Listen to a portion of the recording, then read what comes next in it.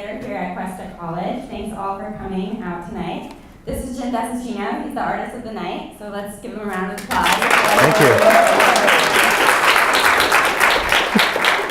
I have to say my thank yous, as always. I hope it's not boring, because I always have to say my thank yous. But first of all, thanks to the Harold J. Miosi Trust for their ongoing support of the Galleries program. We couldn't do anything we do here at the gallery without them. But specifically for this exhibition, Wells Fargo sponsored it. So thanks to Wells Fargo for sponsoring the show. I have 3 people who are my tag teams, well, many people, but 3 specific people at the college who help me put on all my shows, and that's Jules, Dennis, and Magnolia. So big thanks to all of them.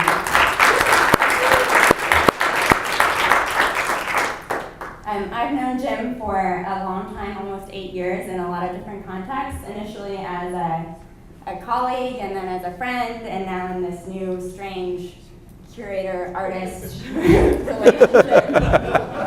But it's really special to be working with him in this new role. He's a New Jersey-based artist. He has his BFA from the University of the Arts in Philadelphia and his MFA from the University of Delaware. He's currently a lecturer at the University of Arts in Philadelphia. He received the Faith and Form Award from the American Institute of Architects in 2016 with his friend and collaborator, Owen Burke. In 2015, Dessicino was an artist in residence at Le Château de la Napoule in southern France, and he worked as a studio assistant to Tex Caffar, where we met from 2010 to 2012, and has led tours of the Vatican museums from 2007 to 2009. He drove all his artwork out here in a U-Haul van last week, and then he flew back to the East Coast for a wedding, and then he flew back here. So he's very dedicated to our community, and we're really glad to have him here. Thanks. Thank you. I hold the scene the whole time. Thank you, Emma. You guys are an intimidating crowd. Is this on? Yeah. Okay. I'm very happy to be here. Thank you for having me. Thank you especially to Emma Saperstein, who is my #1 advocate. And I'm very, very pleased to be with you all here tonight. So my show is called Without Papers, but really that's about making something pretty, which is what my grandmother, Alfreda Dessicino, would always say to me, because she didn't like the artwork that I made.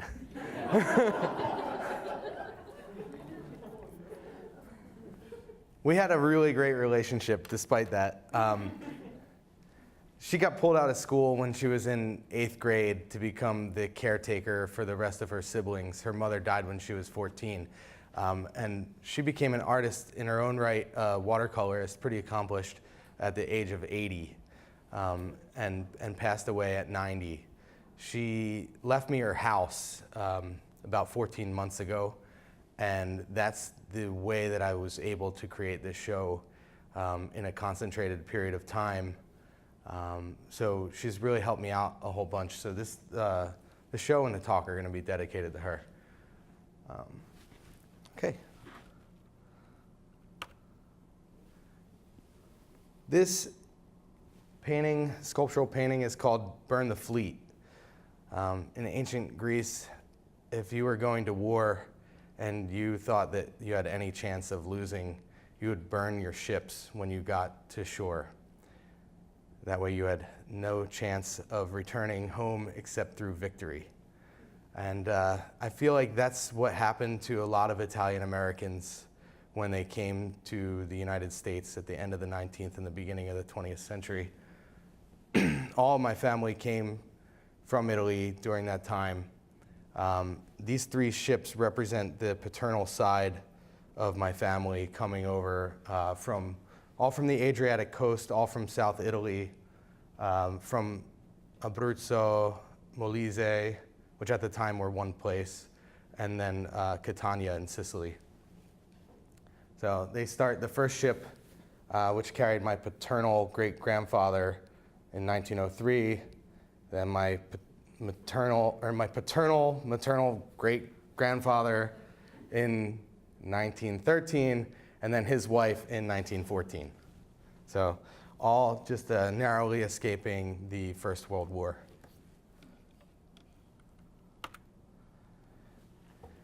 So when I moved into my grandmother's house, I found out that I had no idea what my last name was.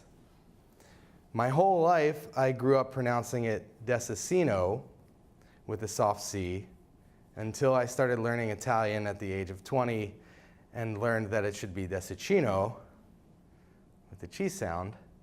And then I moved into the house. I was sitting down with my friend Chris, who's the local German teacher. He said, "Man, this house is really great. You know, you live in a completely German town of Egg Harbor City.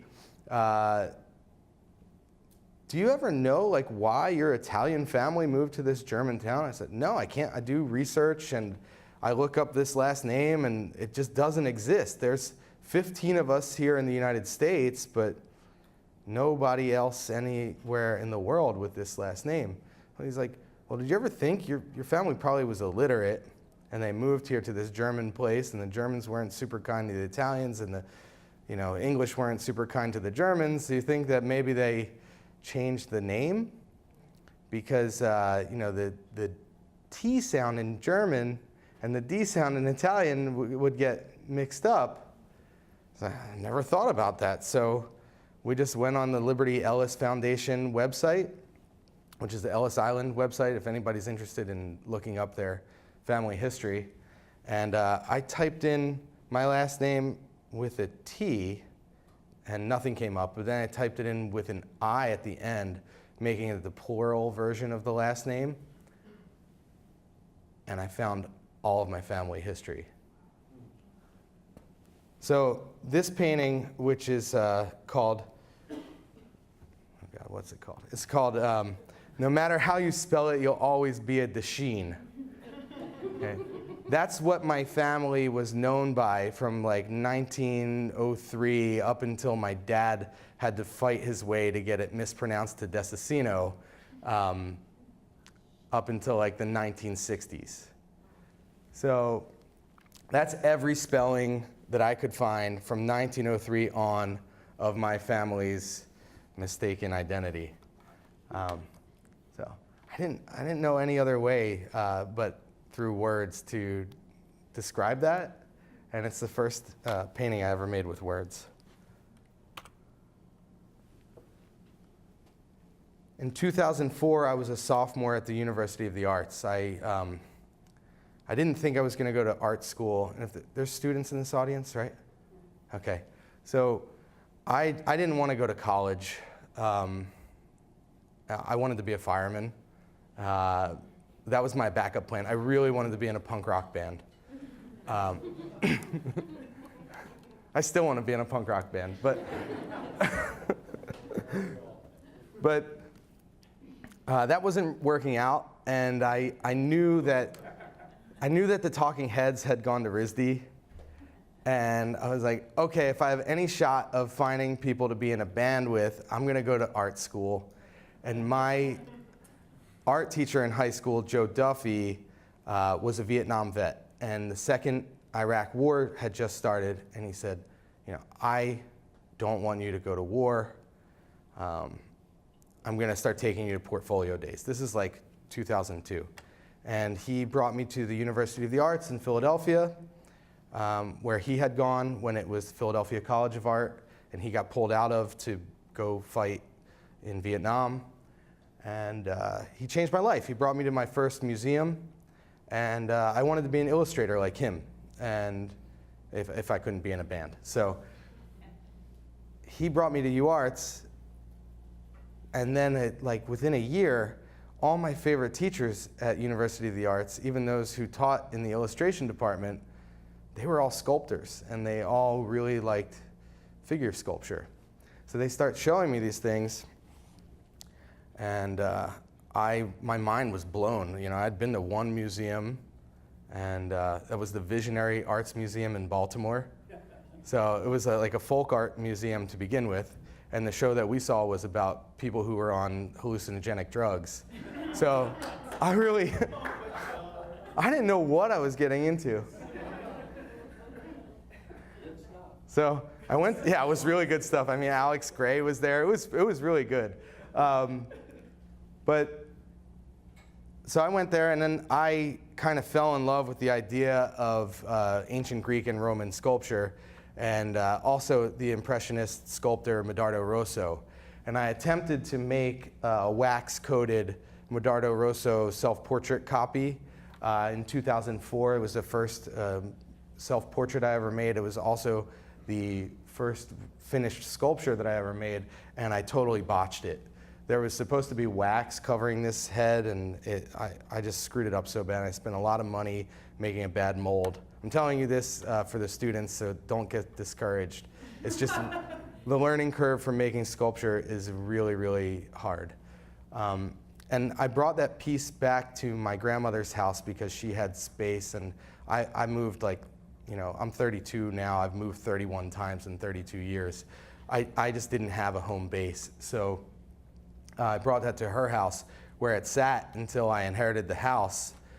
And then I had to reevaluate the house and reevaluate the sculpture. And my grandmother loved fake flowers and fake grass and anything fake, which is very typical Italian grandmother thing to like, at least on the East Coast. I don't know about on the West Coast, but this is a super Italian-American thing back where I'm from.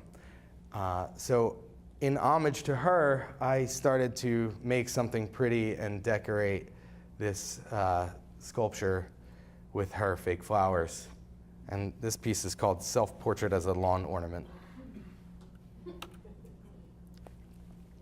To give you a little context, that was the first sculpture I made in undergrad, and this was the last sculpture that I made in undergrad. It's also 24 inches tall. So if you have seen the pieces that are in the show, my self-portrait and baggage claim that are in the show, this is the same size. I made this in 2007. This is of my friend Owen Burke. And I was trying to figure out a way to reconcile my love of sculpture and portraiture with the idea that I wanted stuff to be made for middle-class people. And so I started doing portraits of my best friends. I did a series of 4 of these, and they ended up in my friends' parents' houses. Yeah. Then I took a break from sculpture, and then I came back to it a little while later. And this is probably the piece that I'm best known for. But it's basically the same idea of making someone that I felt a kinship with, just on the monumental scale. This is a statue of Edward Snowden. This is in Union Square in New York City. I'm wearing the National Geographic t-shirt, and the guy standing next to me and Snowden is Glenn Greenwald, the man who broke the story about Snowden. That was total serendipity. I had this van that I rented and parked it on 16th Street in New York, opened up the van, started sliding out the sculpture with 2 of my friends. And this guy from the restaurant across the street said, "Oh my God, is that Edward Snowden?" He was like, "Jim, you better get out here right now." So I went outside. I'm like, "Dude, what do we have to do?" I'm like, we're late. We're 30 minutes late to set up for the show. He's like, he's like, "That's Glenn Greenwald." So I met totally by chance Glenn Greenwald, who lives in Brazil, and Jeremy Scahill, and other people who had worked on the Citizen4 documentary, minus Laura Poitras, on 16th Street. And they said, "Well, why didn't you get in contact with me?" And I said, "Well, Glenn, I sent you an email 6 months ago, but you didn't ever respond." And that was because I didn't know how to encrypt an email.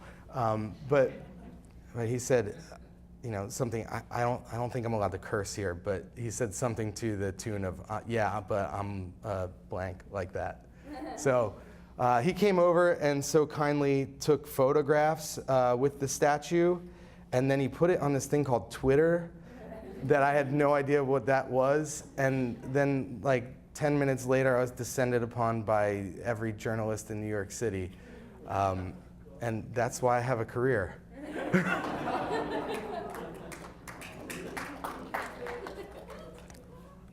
That happened to me my first year in grad school. So I was trying to go at that point to use the news cycle and my interest in left-wing politics to try and talk about people who were either silencing speech or whose speech was silenced. And Snowden's about 1 year older than me, so I felt like, okay, we have this kind of kinship of being like interested in privacy and interested in rights. What's the opposite of that? And that was Kim Jong-un. So he had just made this decree that all men of military age would have to adopt his haircut, which is known as the Chinese smuggler's haircut. So this piece I made is called The Haircut, or the Most Supreme Chinese Smuggler's Haircut, which now is much more timely than it was back then. So I have that kind of ability to always be way too early on things. Trying to stay within the news cycle at the end of my time in grad school and trying to move into something that was a little less monumental, I started working in relief, and I did quite a few relief pieces. This one is of James Foley, who was an American journalist who got beheaded by Jihadi John, one of the members of ISIS. And I took a life casting of my own hand because I saw that video. I don't know if anybody saw the video of James Foley getting beheaded, and it just rocked my world. I felt so, I don't even have the word for it, but just like traumatized and felt tricked into watching that ISIS propaganda snuff film. That I felt completely guilty and implicated. So this is called My Hand Implicated in the Beheading of James Foley, which I think, this is probably my favorite piece I've ever made because it was the most difficult to make.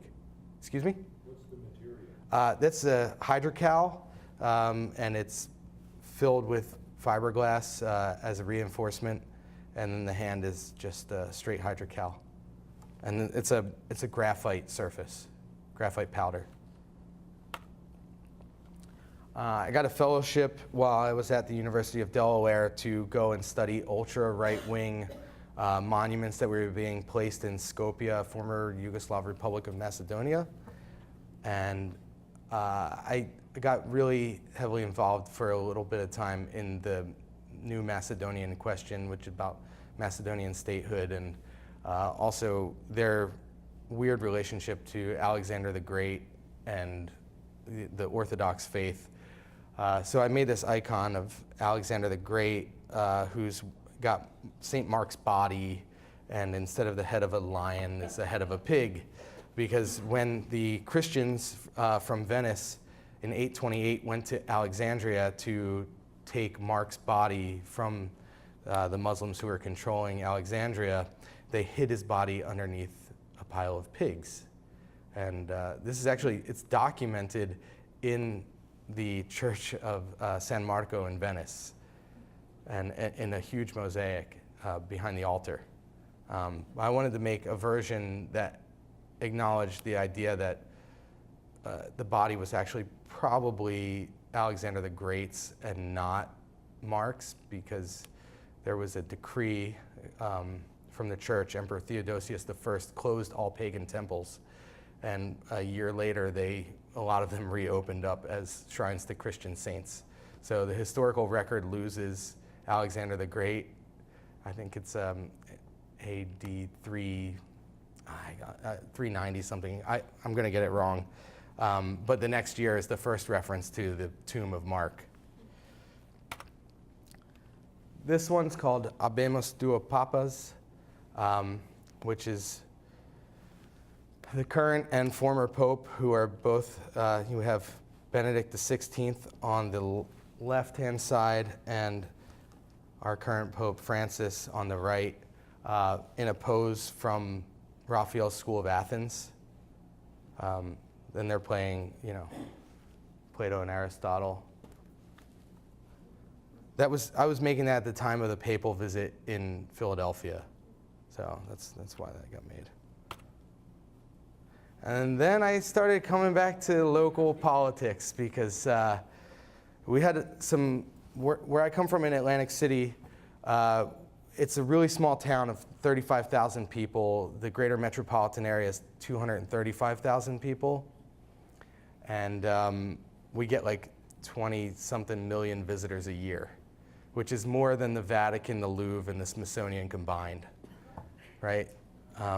Shows you where like the world's priorities are.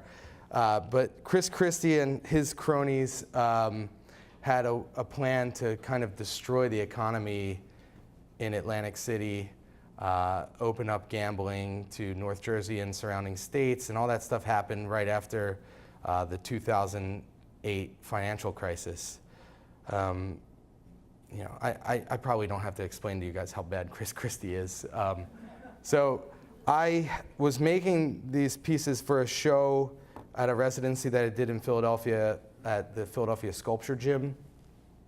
And the show was called Do Not Pass Go, a reference to the Monopoly board, which is based on Atlantic City. So I made this of Chris Christie and this one of our now president. But I promise you, I made these candles before either of them decided to run for the office of the president. Again, being way too early. This is the whole lineup: Carl Icahn, Donald Trump, Chris Christie, Gary Loveman, and Lorenzo Langford, the mayor of Atlantic City at the time. And the piece is called Royal Flushers.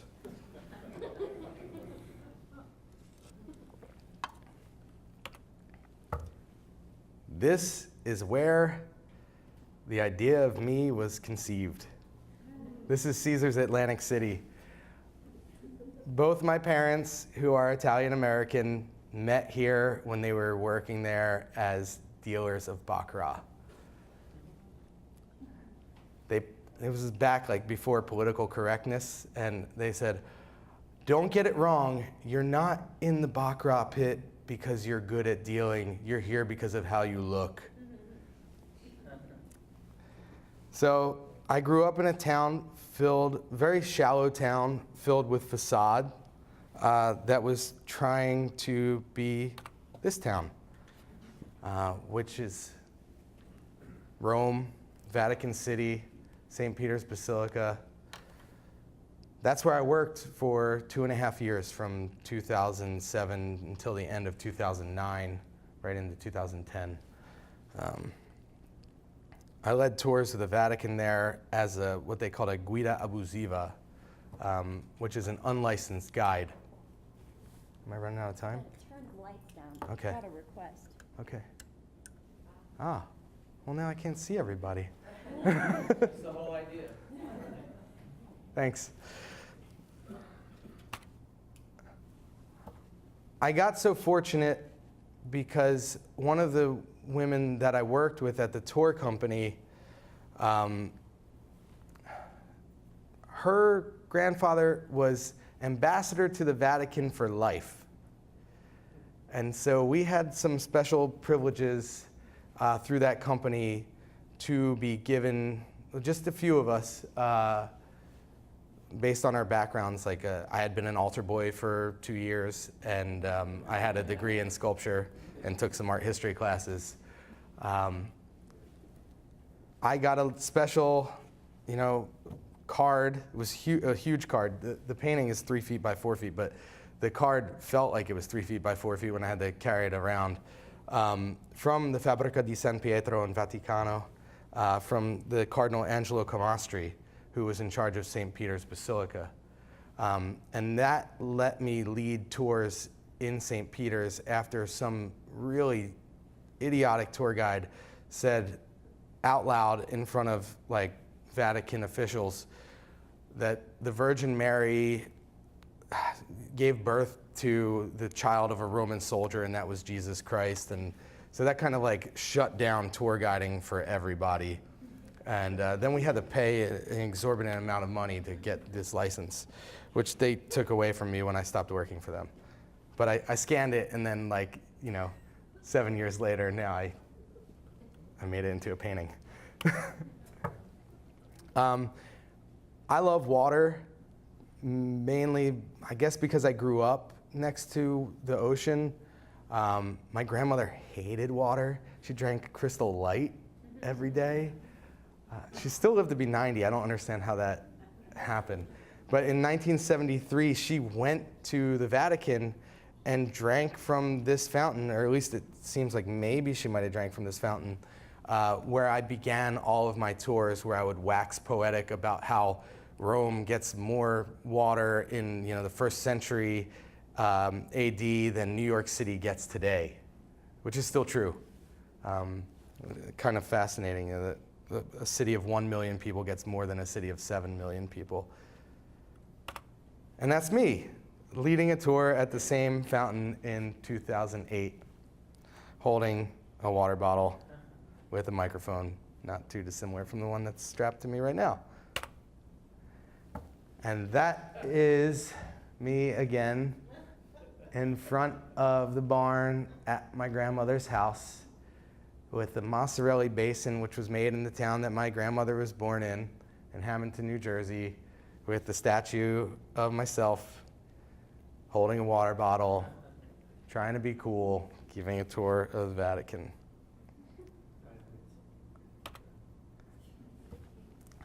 The sculpture that I was kind of emulating when thinking of this was Antonio Canova's Perseus with the head of Medusa, which was made following Napoleon's sack of Rome. All right? And Napoleon took all the best art back with him to Paris, as invaders do. So Canova, who ended up becoming the official sculptor for Napoleon, who had been before the official sculptor to Pope Pius VII, made this as a replacement piece, using the same canon of proportions, neoclassical canon of proportion. And this was a piece that I saw every day for 2.5 years, 6 days a week, for 20 minutes at a time. And I would bore the crap out of people who, had never seen a sculpture in their life, and now they had to spend 3 hours with me just going crazy, like, this is the best thing ever, until you see the next thing that's the best thing ever.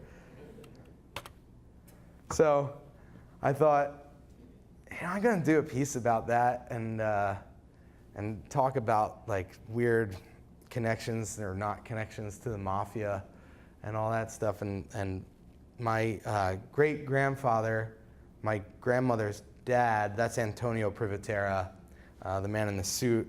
In the background is the Perseus. This is called Perseus with the head of the family. So Antonio was not like a mafioso guy.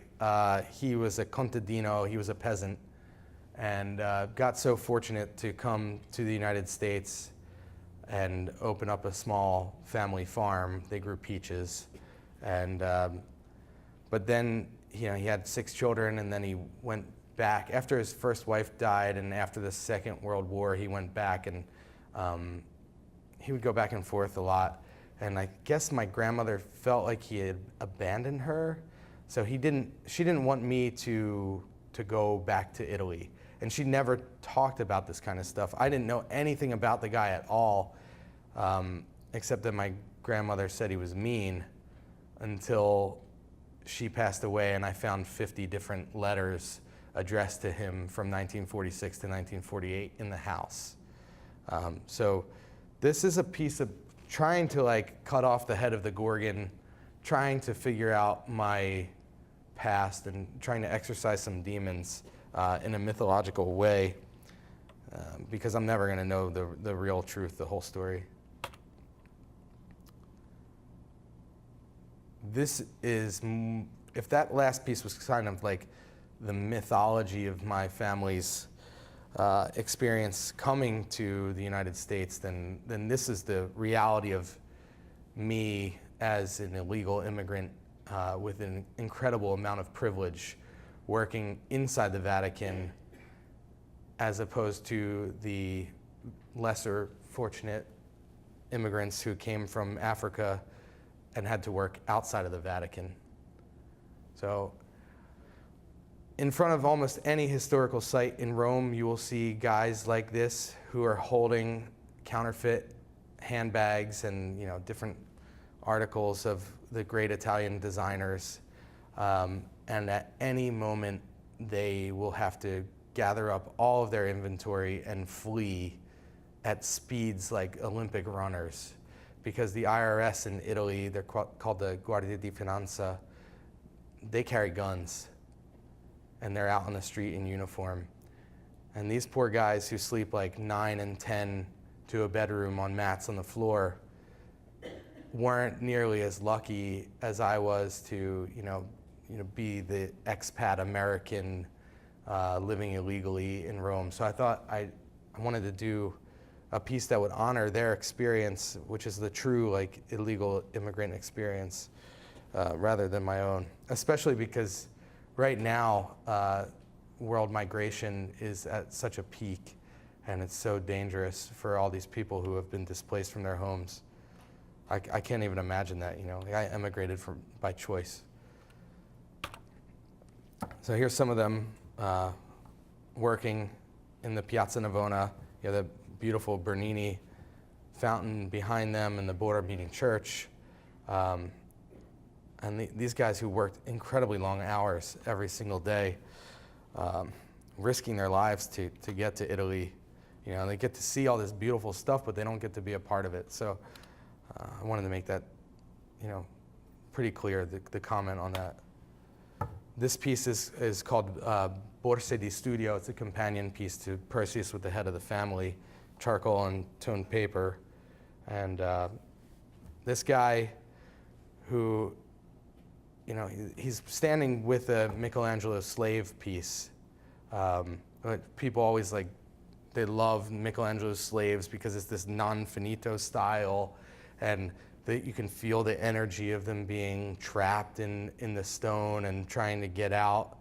I felt that same energy from the men who worked on the outside of the walls of the Vatican. If you get a Borso di Studio in Italy, that's a scholarship. Borse is a handbag.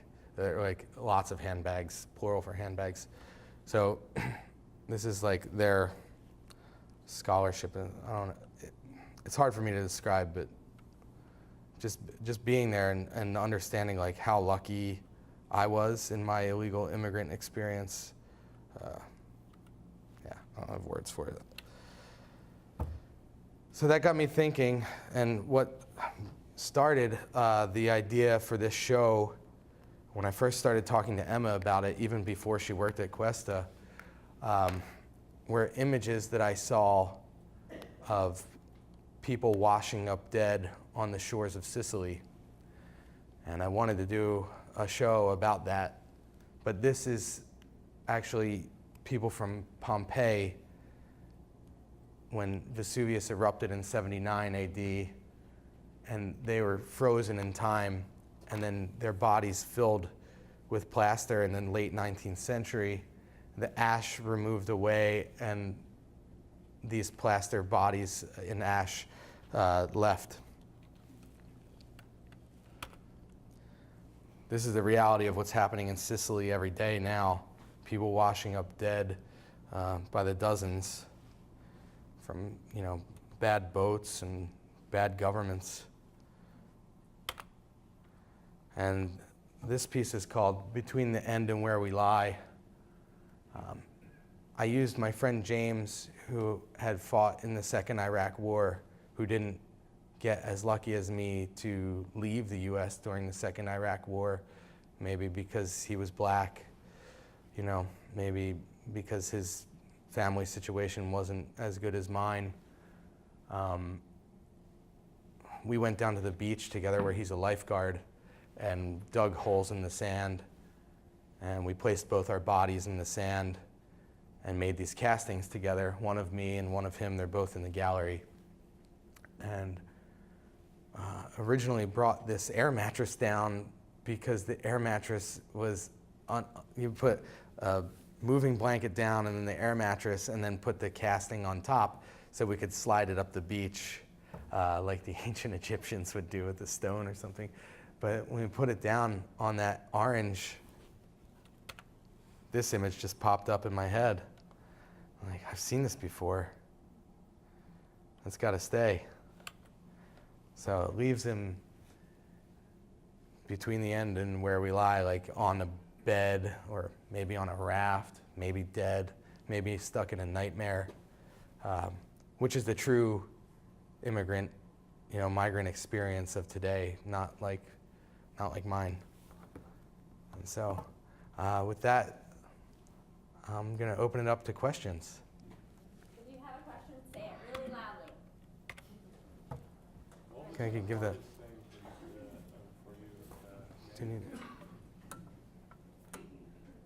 Sorry. I'm sorry, I didn't hear what you said.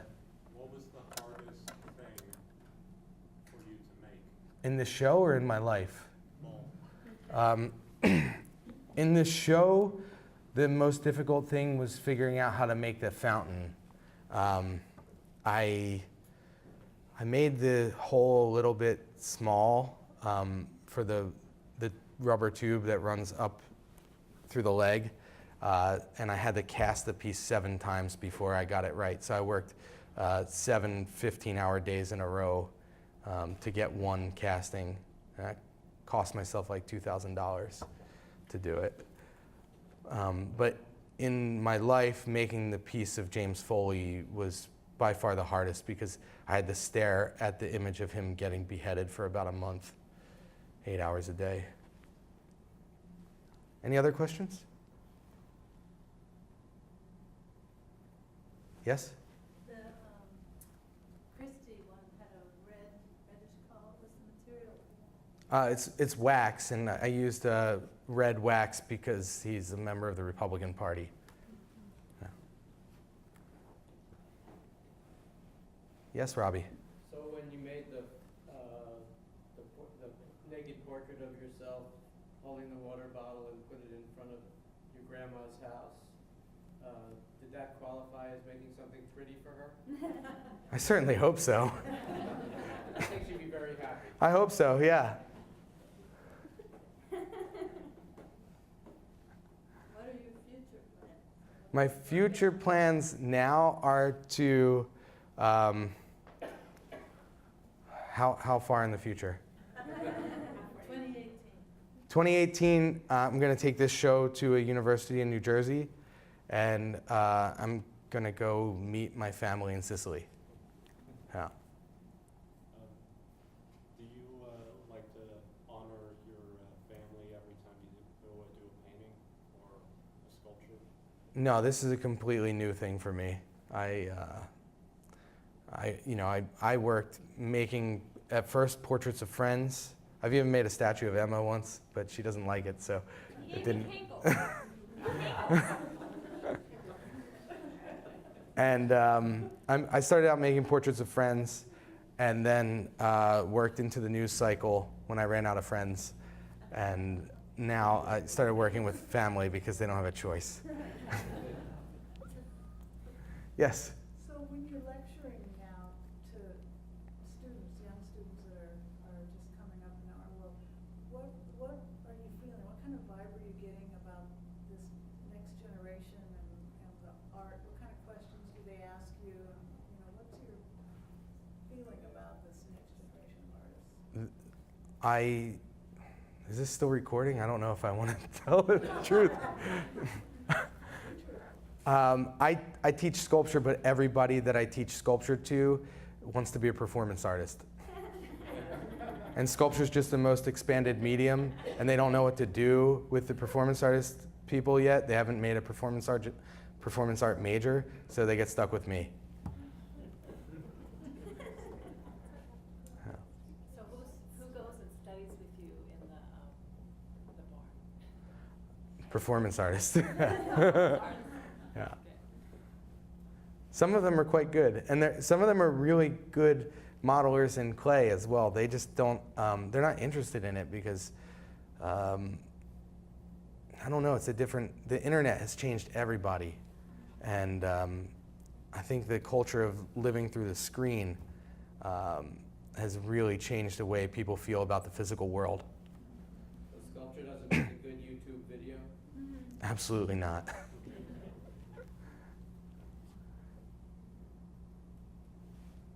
Anybody else? How much time do we have, Emma? 5 more minutes. Yes. Can you talk about the piece with the tank top? Yeah. Has everybody's been in the gallery? Yep. Okay.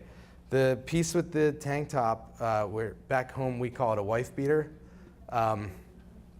or as Haynes calls it, like a A-frame undershirt, is a typical thing that Italian American men on the East Coast wear, especially the mafioso type, and they wear them with a big corniciello, the Sicilian horn, and they flaunt this kind of like super macho imagery, which was not my experience growing up at all. My grandmother was like thoroughly American as apple pie, and my mom wanted us to be Jewish. So we grew up celebrating Jewish holidays with her best friends and eating lox and bagels, and which there was nothing wrong with it. It was really delicious. It was way better than a croissant in the morning, and a cigarette for breakfast.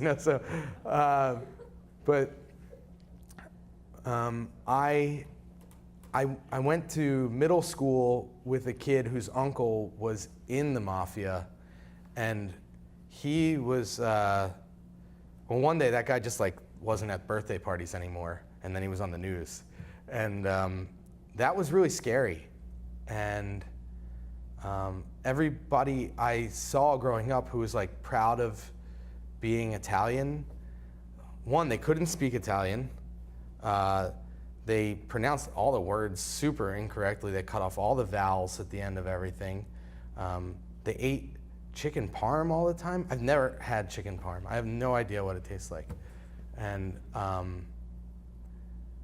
yeah, it just was really weird. They talked very like with serious passion about mobster movies.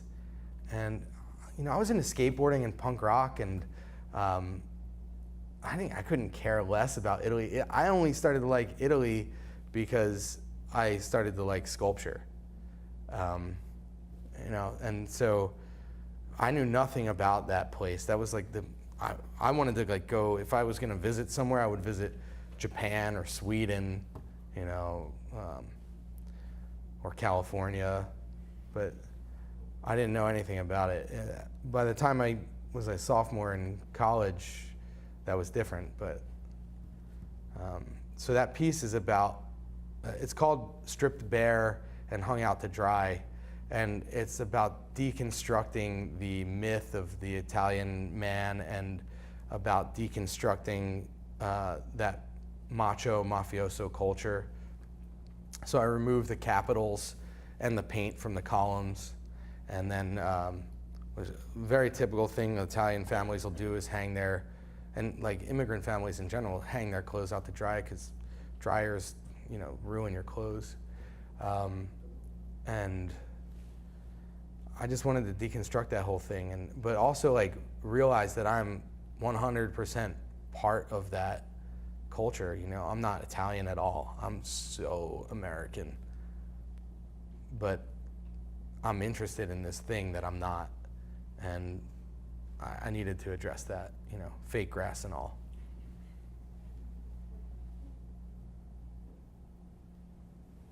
Anybody else? Well, thank you very much.